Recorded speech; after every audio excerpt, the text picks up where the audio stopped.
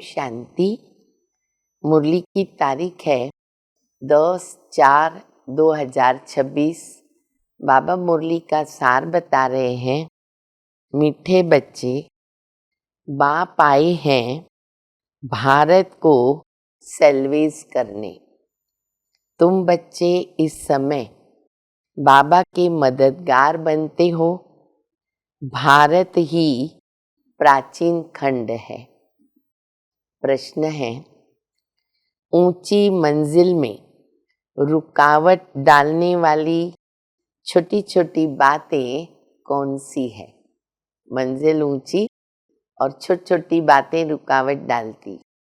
उत्तर है, अगर जरा भी कोई शौक है, अनासक्त वृत्ति नहीं है, अच्छा पहनने खाने में बुद्धि भटकती रहती है, तो यह बातें ऊंची मंजिल पर पहुंचने में अटक यानी रुकावट डालती है।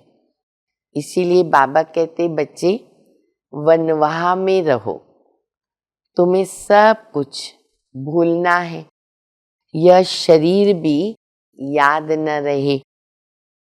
बाबा मुरली की शुरुआत में भारत की महिमा कर रहे हैं। बाबा कहते, बच्चे भारत अविनाशी खंड है। हिंदुस्तान नाम तो बाद में पड़ा है, भारत तो पहले से ही है, और भारत में ही तो स्वर्ग था। इसीलिए भारतवासी जब किसकी मृत्यु होती है तो कहते हैं स्वर्ग पधारा, क्योंकि बाबा है हेवनली गॉड फादर। और अभी वो भारत हेल हो गया, नर्क बन गया। श्री कृष्ण को हम सभी का फादर तो नहीं कह सकते ना, विश्व की आत्माओं का फादर नहीं हो सकता। हाँ, वो जब अपने बच्चे पैदा करेंगे बड़ा होकर के, तब उनका वो बाप बनेगा। और ये जो प्रजापिता ब्रह्मा है, ये कहते बाबा ग्रेट ग्रेट ग्रैंडफादर है।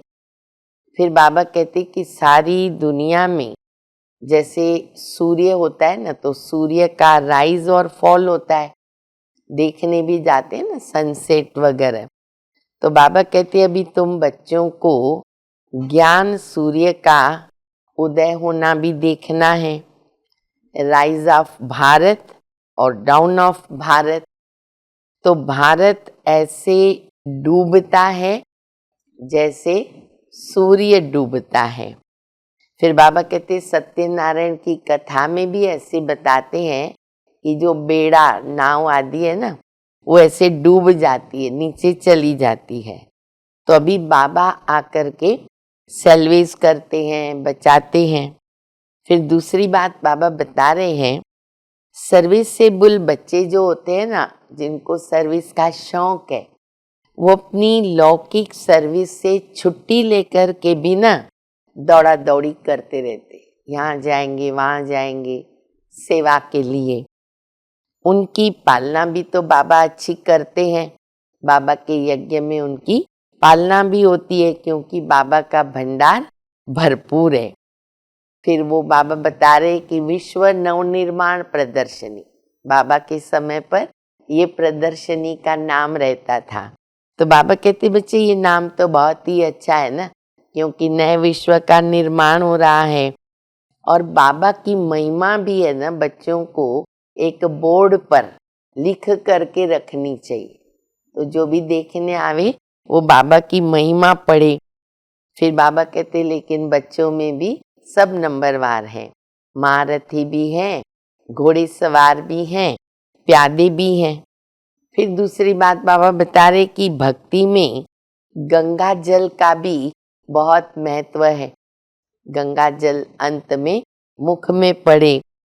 बाबा फिर वो कहते हैं ना, बाण मारा तो गंगा निकली, वहां भी गंगा का नाम आता है। अच्छा, गौमुख से पानी आता है, तो बाबा कहते वहां भी कहते कि गंगा का पानी आ रहा है, गंगा दिखाते हैं। तो इतना गंगा माना एक्चुअली तो ज्ञान गंगा है, तो उनका इतना महत्व है।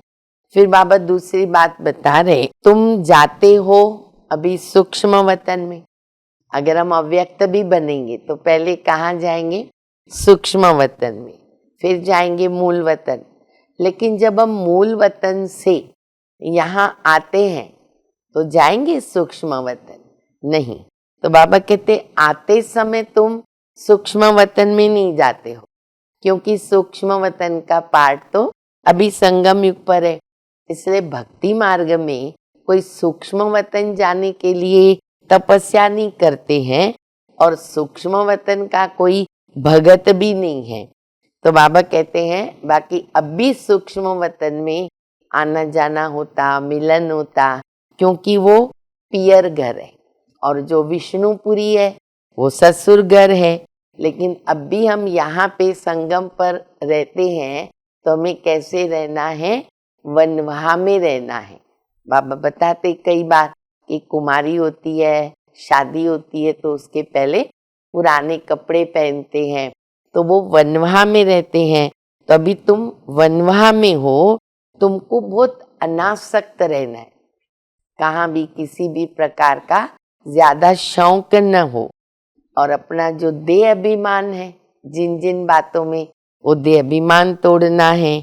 ऊंची साड़ी पहनना, ये भी देह भान है, बुद्धि सारी उसमें रहेगी। वानप्रस्थ और वनवा दोनों एक ही बात है। तो बाबा कहते क्या शरीर छोड़ेंगे तो क्या साड़ी नहीं छोड़ सकते? ऊंची साड़ी के बिना चलता नहीं बच्चे, अनासक्त बनो। हल्की साड़ी जो होती है ना, अगर समझो किसको हल्की साड़ी मिली तो कईयों की दिल छोटी हो जाती है। ऐसे खाने में भी बाबा कहते भोजन में भी अनासक्त रहना है, क्योंकि ये छोटी छोटी बातें विघ्न डालती है मंजिल पर पहुंचने के लिए।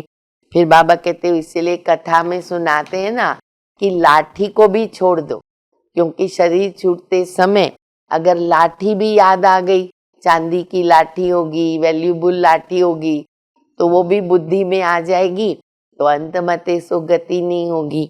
अब हम सुनेंगे धारणा के लिए मुख्य सार। पहला, बुद्धि से बेहद का संन्यास करना है, वापिस घर जाने का समय है।